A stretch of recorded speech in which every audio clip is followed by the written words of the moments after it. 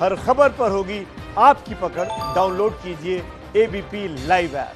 कंगना रनौत को मिल रही धमकियों के बाद गृह मंत्रालय ने वायु श्रेणी की सुरक्षा प्रदान की है, जिसका उन्होंने ट्वीट करके गृह मंत्री अमित शाह का धन्यवाद भी किया है। हमारे साथ बात करने के लिए मनोज तिवारी जी, जो पूर्व प्रदेश अध्यक्ष हैं दिल्ली के और सांसद भी हैं। सर, सुशांत सिंह राजपूत मामले में जिस तरह से ड्रग कनेक्शन सामने आ रहा है और कंगना लगातार मुखर थी, गृह मंत्रालय ने आज उन्हें सुरक्षा दी है वायु श्रेणी की, सही कदम मानते हैं इसे? बहुत सही कदम है। धन्यवाद भारत सरकार को, और ये धन्यवाद पूरा देश के करोड़ों लोग कर रहे हैं। कंगना रनौत को जिस प्रकार की धमकी दी गई, जैसी गालियां दी गई है, और वो इसलिए कि वो न्याय का सवाल उठा रही है, तो ऐसे में उनकी सुरक्षा भी जरूरी है और वो जो बातें उठा रही हैं उनकी सत्यता तक पहुंचना भी जरूरी है। कंगना पे भी आरोप लग रहे हैं कि वो भी लगातार ड्रग कनेक्शन में इन्वॉल्व रही हैं, उसके लिए क्या कहेंगे? कंगना ने तो खुद ही कहा है कि हमें भी कई बार ऐसा ऑफर किया गया है, हम उस दलदल से निकले हैं। वो तो खुद कह रही है, तभी तो कह रही है कि हम इसमें एनसीबी का सपोर्ट करना चाहते हैं।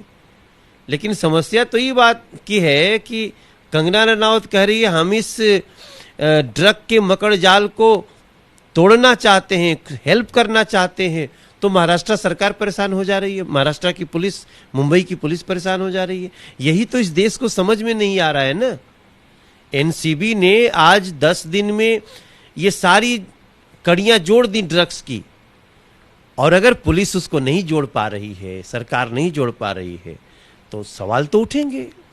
संजय राउत कह रहे हैं और शिवसेना के दूसरे नेता भी कह रहे हैं कि उन्होंने मराठा अस्मिता को ठेस पहुंचाई है। उनके जो बयान रहे हैं मुंबई के खिलाफ, महाराष्ट्र के खिलाफ रहे हैं, तो वो मराठा अस्मिता के खिलाफ है। पहले उन्हें माफ़ी मांगनी चाहिए और उसके बाद खुद शिवसेना नेता संजय राउत भी माफ़ी मांग लेंगे, लेकिन पहले उनका कंगना रनौत माफ़ी मांगे। देखिए, अभी तो जो काम शिवसेना के एक नेता ने जिस प्रकार का शब्द, जैसी भाषा,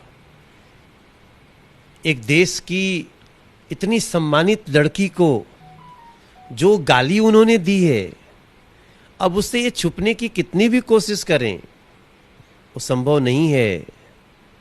और सच बात तो ये है कि उन्होंने कंगना रनौत को भद्दी गाली दे करके मराठा संस्कृति का अपमान किया है। मराठा संस्कृति कभी नारी को इस तरह से गाली और अपमान की बात नहीं सोचती। छत्रपति शिवाजी महाराज का इतिहास पढ़िए, बाला साहब ठाकरे जी का इतिहास पढ़िए। आज भी समय है, मैं तो बोलूंगा उद्धव जी, आपकी छवि इस देश में अलग है। आप आइए और आपके जो नुकसान कर रहे हैं प्रवक्ता लोग, उनको सीधे आप पनिश करिए। हमारे जैसे लोगों का मन दुखी है। मैं जानता हूं शिवसेना को, शिवसेना का जो स्तर है, शिवसेना की जो सोच है, उसको कुछ लोगों ने कलंकित किया है। उनको निश्चित रूप से उद्धव ठाकरे जी को आगे आकर के उनसे पूछताछ करनी चाहिए, उनको सजा देनी चाहिए। इसमें जो नुकसान शिवसेना का और उद्धव ठाकरे जी का हुआ है पूरे देश में, उसकी कल्पना शायद इनको नहीं है अभी। मैं बहुत व्यथित हूं उनके शिवसेना के नेता के द्वारा जो गाली दी गई है। सुशांत सिंह राजपूत की हत्या हुई है, देश व्यथित है, जो अपनी बात कर रहे हैं उसमें आपको इतना बुरा लग जाता है। सर, क्या आपको लगता नहीं कि महाराष्ट्र में जब एक कोई अभिनेत्री कोई मामला उठा रही है तो उसके लिए केंद्र सरकार को सुरक्षा देना पड़ रहा है, तो कहीं ना कहीं राज्य सरकार में कहीं ना कहीं ऐसी वो ताकत नहीं है या ऐसी भावना नहीं है कि एक महिला को सुरक्षा दे सके? नहीं भाई, सवाल तो यही उठ रहा है। मैंने इसीलिए तो उद्धव ठाकरे जी को पहल करने की बात करी है कि सरकार स्वयं धमकी देने लगे तो केंद्र सरकार क्या करेगी? संजय राउत सरकार है न आज, और वही धमकी दे रहे हैं, गाली दे रहे हैं। मतलब शर्मसार कर दिया है उन्होंने पूरी सरकार को, महाराष्ट्र की। और मैं समझता हूं कि आने वाले समय में जनता इसका बहुत बड़ा बदला चुकाएगी। आप भी बॉलीवुड में रहे लंबे समय तक, आपने फिल्में की, टीवी इंडस्ट्री में भी रहे, कभी आपके सामने कभी ऐसा कुछ सामने आया कि आपको भी लोगों ने ड्रग्स देने की कोशिश की हो या ऐसा उस मकड़जाल में फंसाने का प्रयास किया हो, या आपके सामने कभी ऐसी कोई परिस्थिति आई हो कि आपके सामने किसी ने ड्रग्स ऑफर किया हो, ऐसा कुछ आपके सामने भी कभी आया? मेरे सामने हुआ नहीं, लेकिन बातें सुनता था मैं कि ये कोकीन लेता है या अफीम लेता है, ऐसा बात करते थे। तो अब मैं सोच रहा हूं कि मैं उसको हंसी मजाक में लेता था, लेकिन ये मामला इतना गहरा है, अब मुझे थोड़ा थोड़ा उसका एहसास होने लगा है।